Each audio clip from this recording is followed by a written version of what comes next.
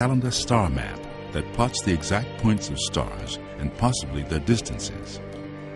Archaeologists believe the site might be as old as 10,000 BC. Definitely, Indians were in North America at least 14,000 years ago, probably 15,000, 16,000 years ago. Almost every week or month or so, they're finding some new bit of archaeological evidence that keeps pushing the clock back. These discoveries confirm that complex societies all over the globe are older than previously thought. There's also evidence that ancient cultures on different continents communicated with each other. Is it just coincidence that the architecture from the Americas, the Middle East, and Asia share some striking similarities?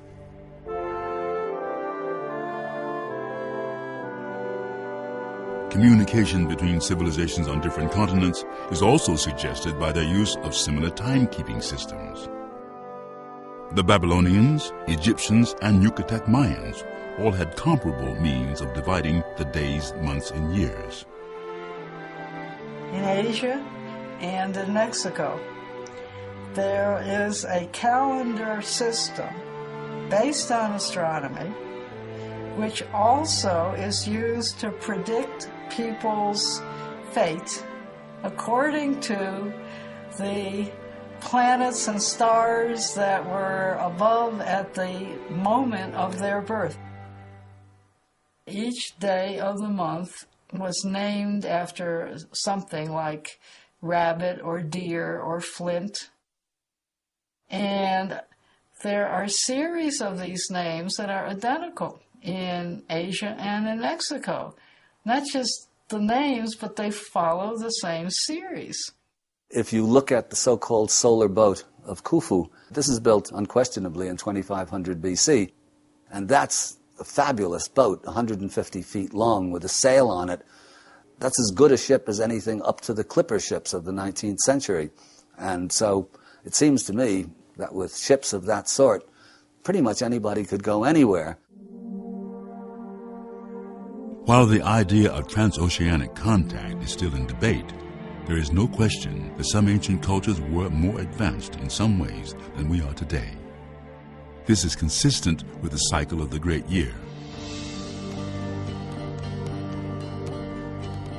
Much of Egyptology of the last century has been incredibly stubborn and almost deliberately designed to denigrate the achievements of the ancient Egyptian. Part of the blame for this lies, I'm afraid, with Darwin, whose theory of evolution as a linear and inevitable process going from primitive human beings to our own advanced selves, so that it became inadmissible to acknowledge that the ancient Egyptians actually knew more in many ways, certainly than the Greeks. The Greeks, in fact, acknowledged Egypt as the source of their wisdom, and doubly inadmissible to even suppose that the ancient Egyptians knew something that we don't.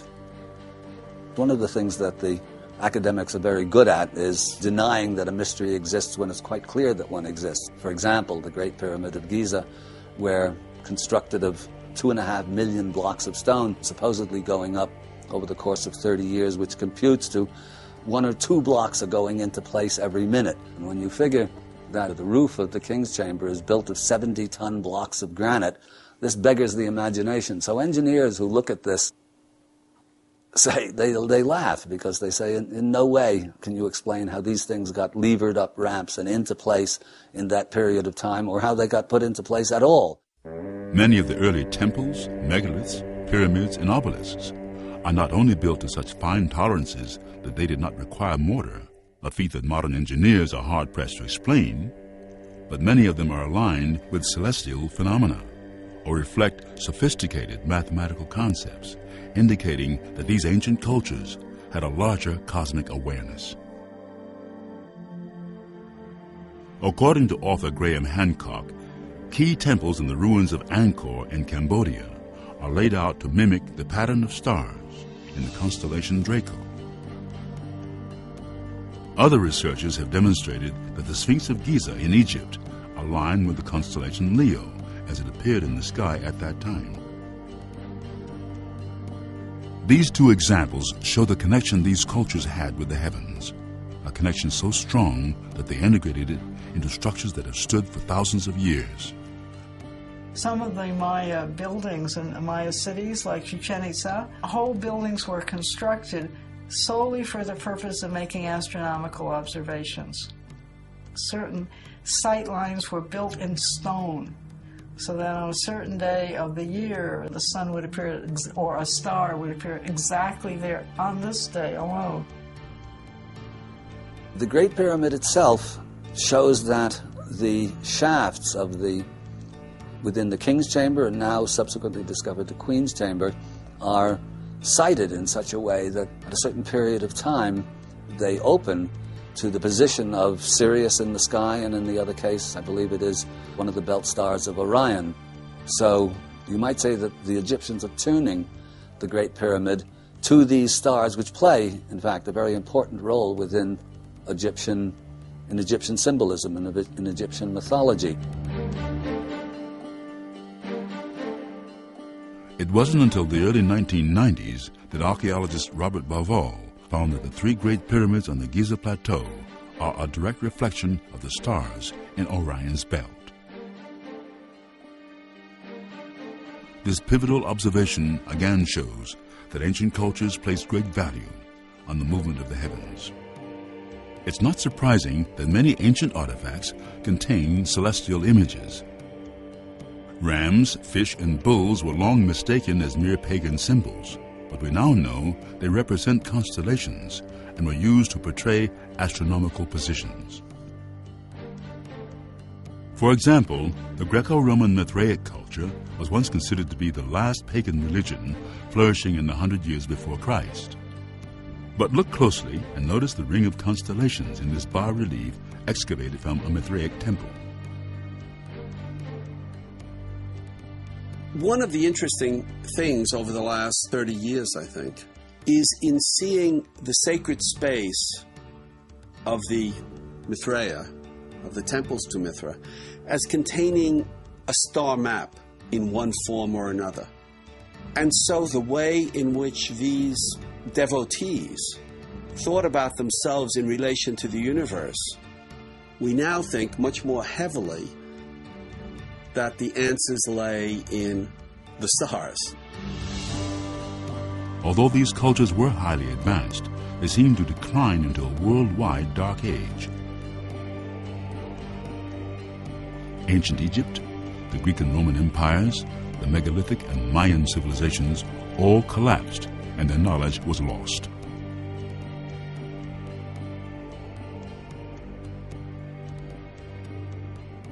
To Plato and others, this fall of civilization was an inevitable part of the cyclical nature of the great year, unlike the linear model that modern historians suggest. They postulate a straight line type civilization, therefore using that as a paradigm. Everything that came earlier has to be can't be as refined as what we have now, and everything in the future is going to improve. But obviously, if we look at the facts, the records, we see that that is not true. Virtually all civilizations all over the world, including so-called primitive societies, which have no connection with each other, have certain things in common. Practically all of them have deluge myths. Practically all of them talk about earlier times, golden ages, when people lived longer and were much more enlightened and advanced. And then they go downhill. To me, the only way to really understand that is to take seriously the Hindu or Vedic notion of the yugas. In other words, that there is a cycle corresponding to spring, summer, autumn, winter, and we might say that this prevails metaphysically or spiritually to the human race itself. This cycle of the ages was given different names by different cultures. To the Greeks, it was the Great Year, broken down into 4 periods: the Iron, Bronze, Silver, and Golden Ages, each age having its own distinct characteristics. The saints and sages of ancient India called it the Yuga cycle. The Babylonians and Egyptians had still other names for it, and the Greco-Roman Mithraic culture identified it simply by its observed celestial movement, the precession of the equinox.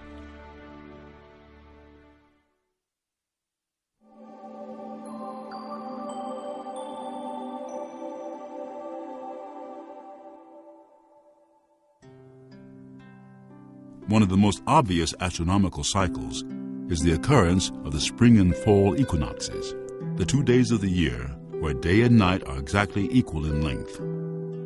Ancient calendars were set by these consistent markers, which are still used today to calibrate universal time. And ancient star watchers faithfully observed the celestial movements and patterns in the sky.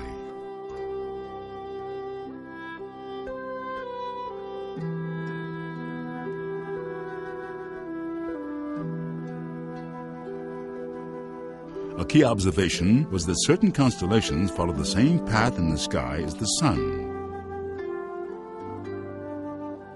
These 12 constellations make up the zodiac and were considered the most important.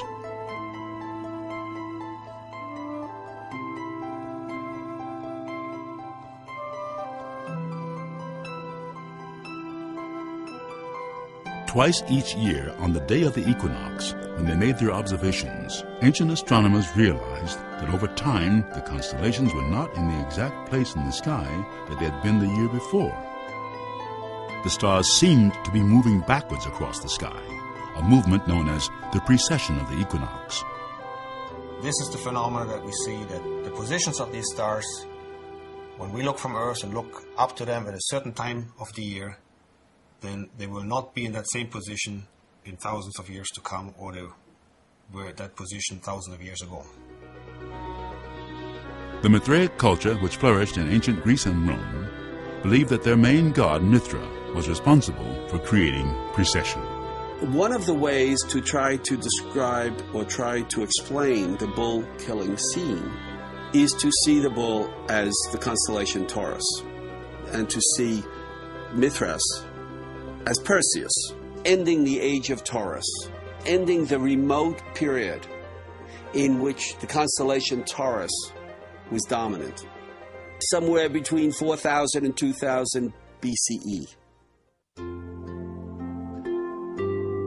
At the birth of Christ, the constellation Aries was becoming less dominant in the night sky at the time of the spring equinox, and the constellation Pisces was moving in to take its place.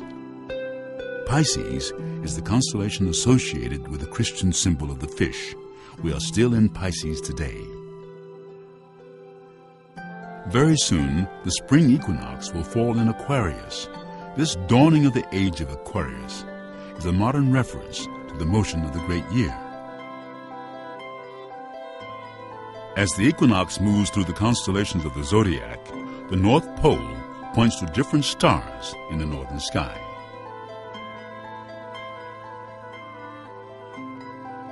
You look above the North Pole vertically and you will see the polar star. And 13,000 years from now, there will be not the polar star above you, but some star which is very far away from today's polar star, which will then have the role of the polar star.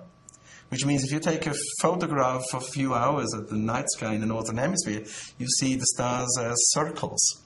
And in the middle of these concentric circles, there is a fixed point. That's where now the polar star is, and again, in a few thousand years, this will be a completely different star, because the Earth axis will point to a different position in the sky.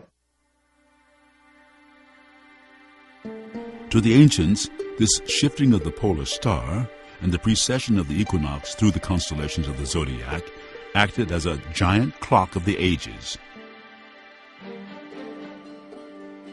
Although today the ages are marked by the vernal equinox, the ancients used the autumnal equinox as the hour hand of the ages. Each constellation of the zodiac takes roughly 2,000 years to pass through the equinox, with a complete cycle taking around 24,000 years, the great year.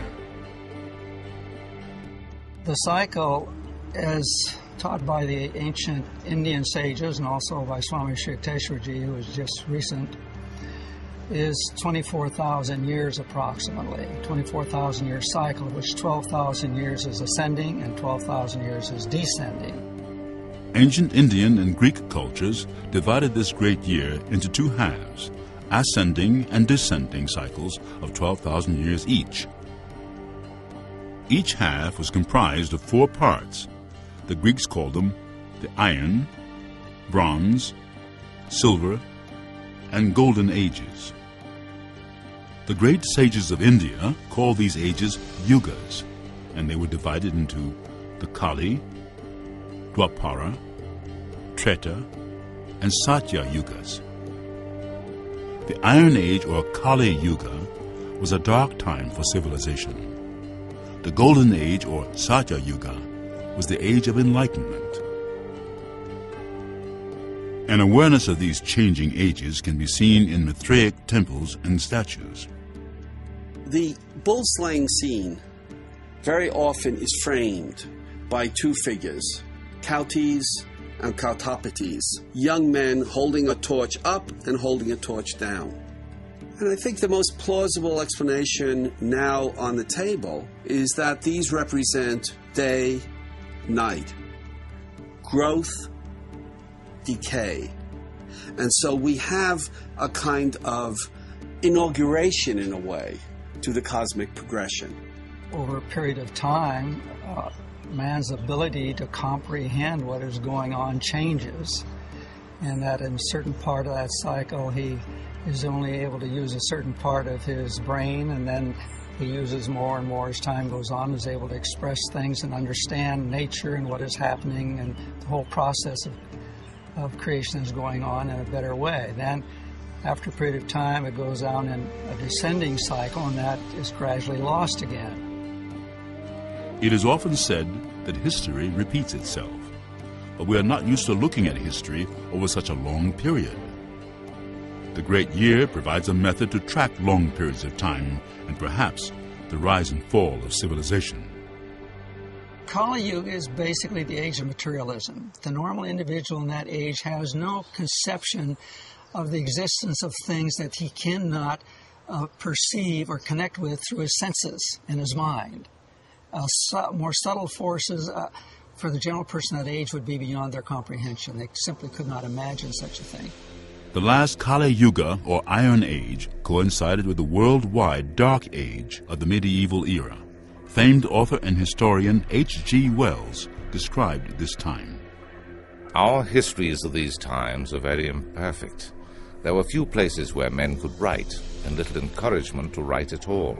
But we know enough to tell that this age was an age not merely of war and robbery, but of famine and pestilence.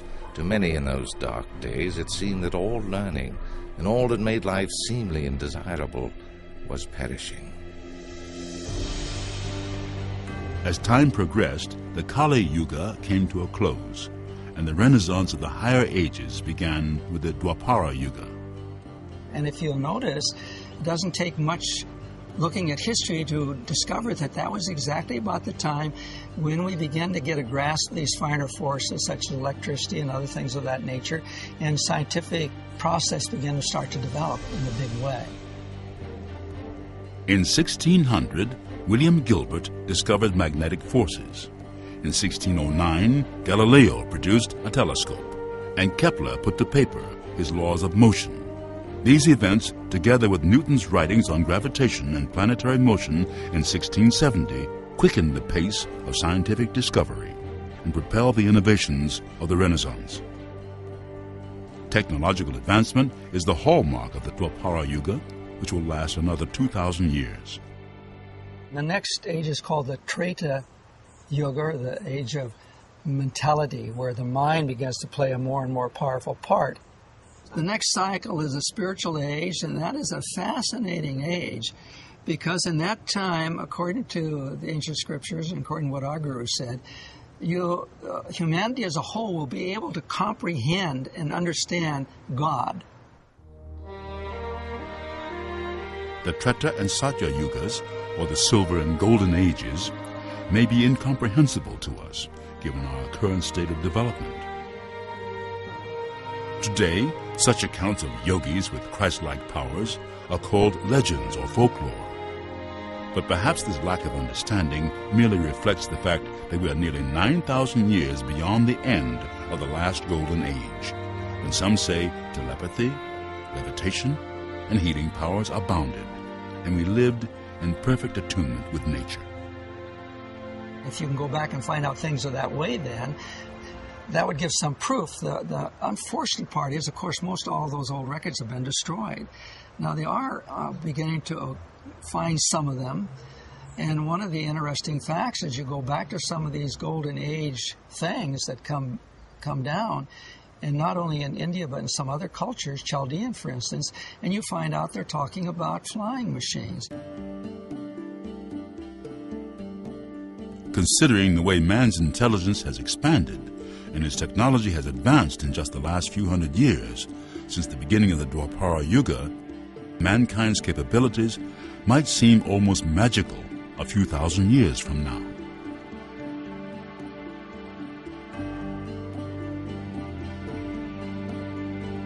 Not everybody agrees on what determines the rise and fall of civilizations, but one thing is clear: the slow precession of the equinox through the constellations of the zodiac is an observed fact.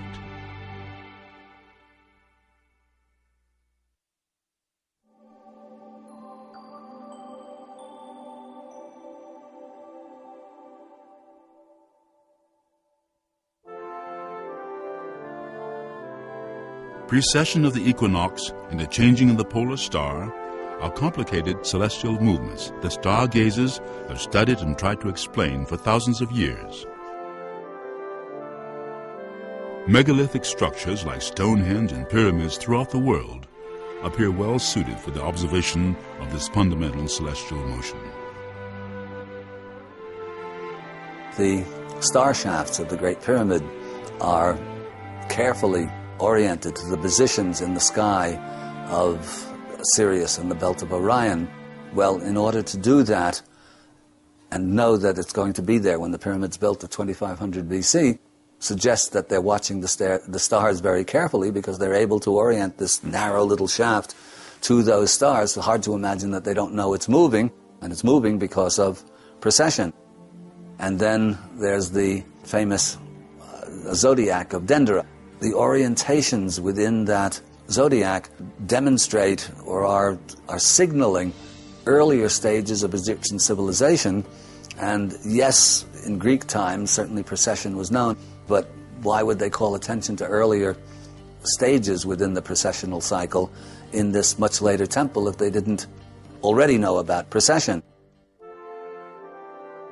While ancient structures suggest an earlier knowledge of precession, Western scholars generally credit the Greek astronomer Hipparchus with making the first systematic observations around 120 BC. Another Greek astronomer, Aristarchus, chronicled the movements of the Earth, Sun, and Moon. He proposed that the Earth revolves around the Sun almost 2,000 years before Copernicus did. Archimedes, the well-known mathematician and astronomer of the same era, taught the heliocentric theory of Aristarchus. The fixed stars and the sun remain unmoved. The earth revolves around the sun in the circumference of a circle, the sun lying in the middle of the orbit. Modern science, of course, confirms that the sun is at the center of our solar system, but this knowledge was lost for almost 2 millennia, and the earth was mistakenly thought to be at the center.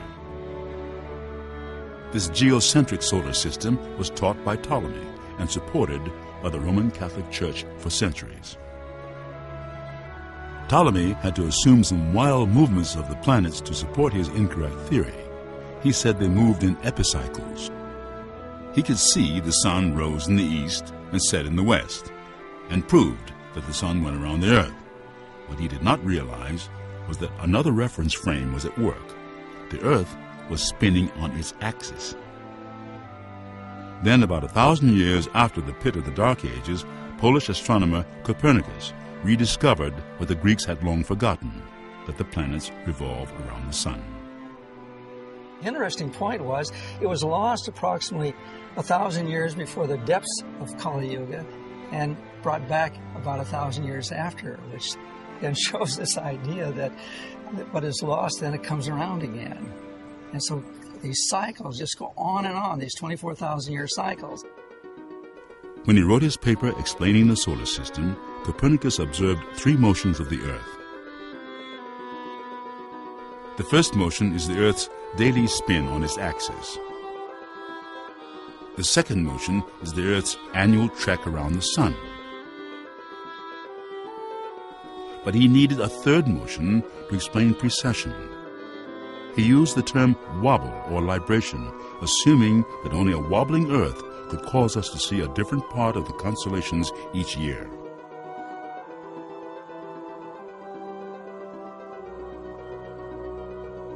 Over 100 years later, Sir Isaac Newton applied his theories of gravity to the idea of a wobbling Earth. He determined that the sun and moon were the only things big enough and near enough to cause the wobble. This explanation of precession is known as the lunisolar theory.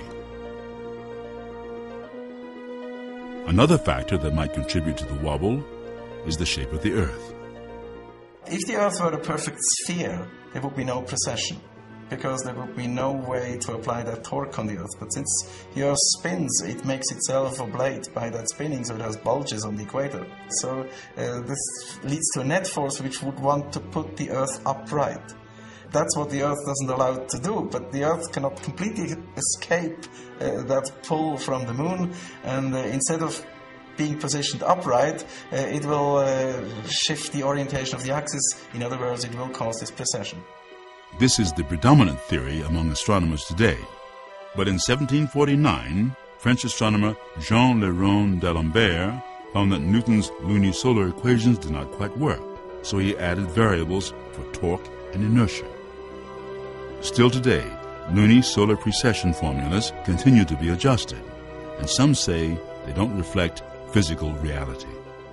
According to the theory of lunisolar precession, if the axis of the Earth were to change relative to the Sun, this would have an effect on the seasons on the Earth. They would occur earlier or later, so we would notice variations, but this does not happen.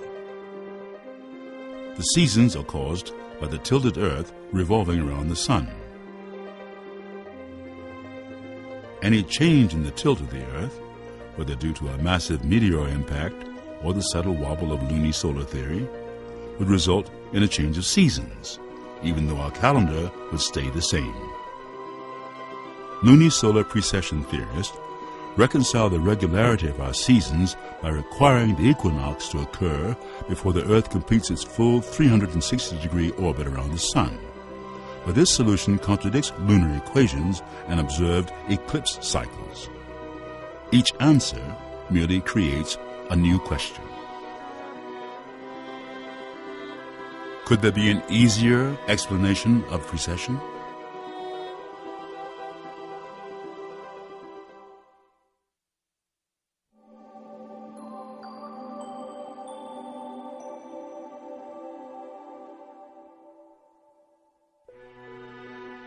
Ancient scholars who observed precession of the equinox provided a simpler explanation than a wobbling Earth.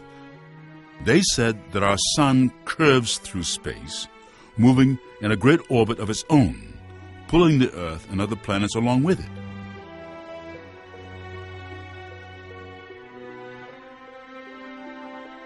If the Earth did move along with the Sun on a curved path through space, we might see the same precession of the equinox through the zodiac and changing of the pole stars that the lunisolar wobble theory now attempts to explain. But it would not be caused by the Earth's wobbling independent of the Sun. It would be caused by the whole solar system curving through space. Another reference frame is at work.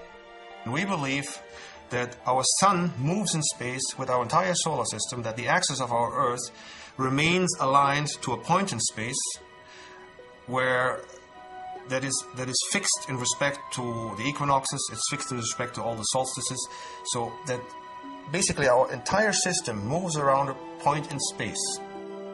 And this point in space, we believe, is a star. A partner star to our own sun? Some say the binary model confirms all of our celestial observations without the need for excessive torque or epicycle-type explanations. While the concept of a second sun challenges our present understanding of the solar system, it is hardly a new idea. Some of the earliest astronomical records refer to the existence of dual suns. In fact, Mithraic beliefs were based on this concept. There's one sun which is part of the planetary system, and there's one sun outside the solar system. And this allows Mithras to both be the sun, Mithras sol invictus, Mithras the unconquerable sun, and also seem to be operating for the sun, or on behalf of the sun. The yogis of ancient India accepted the binary model as a matter of fact, and also mentioned that it was the cause of precession. In 1894, Swami Sri Yukteswar, a great Hindu sage, described our solar system and the great cycle. We learn from Oriental astronomy that moons revolve around the planets, and planets turning on their axis revolve with their moons around the sun. The sun, with its planets and their moons, takes some star for its jewel and revolves around it in about 24,000 years of our Earth, a celestial phenomenon which causes the backward movement of the equinoctial points around the zodiac. The theory, the binary, is that our sun is rotating around another sun. And that, of course, the whole thing, the system, what you might say, is also rotating around what they call the grand central sun. Could it be that the ancient knowledge of this dual sun was lost during our descent into the dark ages of the Kali Yuga, just as we lost our knowledge of a heliocentric system?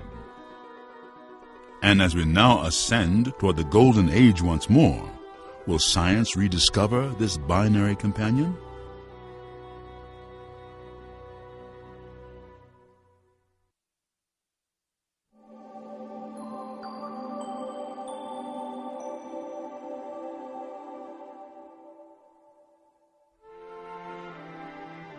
As we look deeper into the universe and expand our knowledge of its motion, we've come to realize that single suns are more the exception than the rule.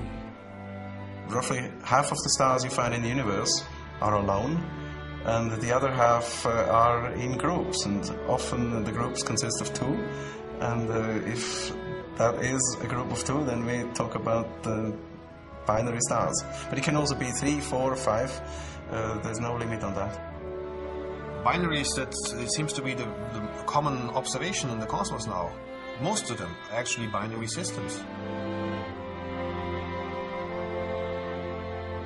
With so many binaries in the heavens, why wouldn't our sun have a partner? Then again, if it did, wouldn't we be able to see it by now, with our high-tech observatories or the Hubble Space Telescope? While there might not be a visible companion, it doesn't mean one's not there. Some stars can't be seen at all, such as black holes or old neutron stars, and others, like brown dwarfs, are barely detectable. Also, the long orbit period of 24,000 years would make the connection of our sun to a binary partner extremely difficult to detect. One sign we'd expect to see would be the changes in the sun's rate of movement. In a binary system, orbital speed is not constant, and theorists say it would cause changes in the precession rate. As soon as two celestial bodies orbit each other, according to Kepler's laws, you have elliptical orbits. And if you have that, you have where when the bodies are closer to each other, they tend to be faster, and then as the other object moves further away, it gets slower and in again. If the current rate of speed were constant, a complete binary cycle would take almost 26,000 years. But scientists have confirmed that the rate of precession is increasing. In a binary system, this would mean that two stars are moving closer together, and the cycle would take much less than 26,000 years. Analysis of the data has shown that it is actually closer to a 24,000 year period. if we keep observing, if we make future measurements, that would indicate certainly that we are in a binary system. The cycle of a binary system might also be observed in the geological record. Mathematician Milutin Milankovitch noticed the Earth has had global warming and cooling cycles that roughly correlate to the length of the Great Year.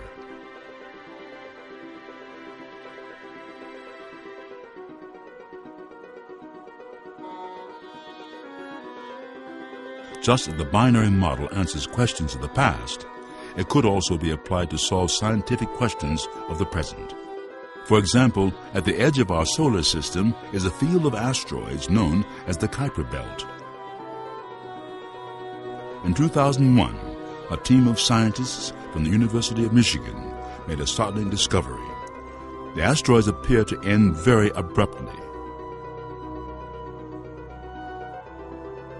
A sheer edge like this would be expected in a binary system.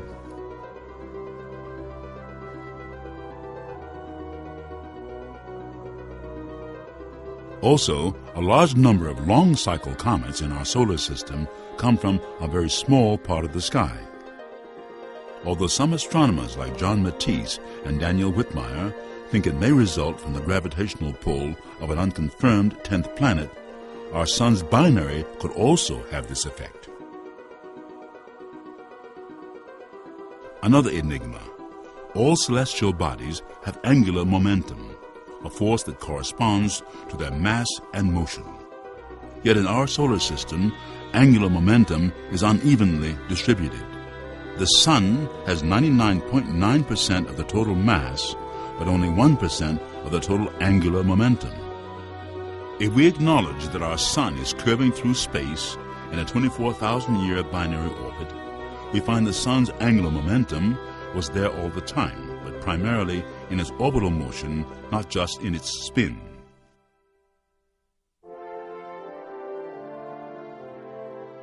Although the possibility of a binary star agrees with many observed facts, it does raise questions. Where is it? How do we find it?